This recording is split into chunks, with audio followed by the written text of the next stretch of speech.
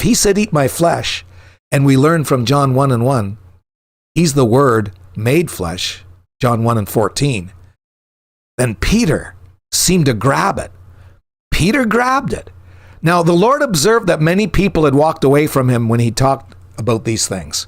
They were so confused, even some of the disciples. But Peter demonstrated that he understood what Jesus meant, because look at what he said. There are some of you that believe not. For Jesus knew from the beginning who they were that believed not and should betray him. And he said, therefore said unto you that no man can come unto me except that were given him unto him by my Father. From that time, many of his disciples went back and walked no more with him. And then he looks around at the 12. He said, will you also go away? Remember, he said earlier, does this offend you? Then Simon Peter answered him, Lord, to whom shall we go? Thou hast the words of eternal life. You caught it, Peter. The words. The words. The words I speak into you, they are spirit and they are life. And Peter understood that finally. He got the message. He understood that when Jesus said, eat my flesh and drink my blood.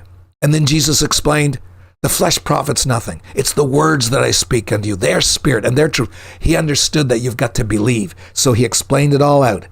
You have the words of eternal life that we have to believe. And then look at what he said. And we believe. That's what you meant, Jesus.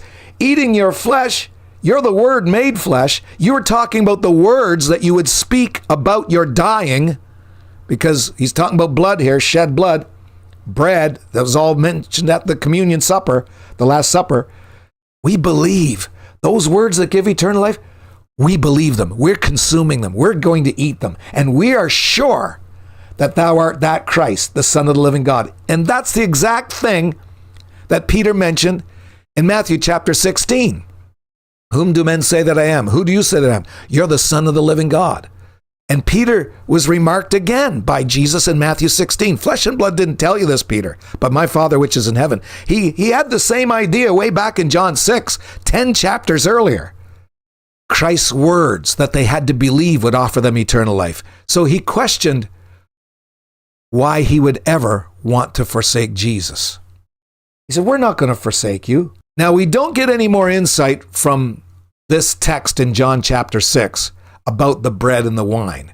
But we can look again to the Last Supper, because he referred to the fact of his flesh and his blood as if they were food. And there's where we can learn more.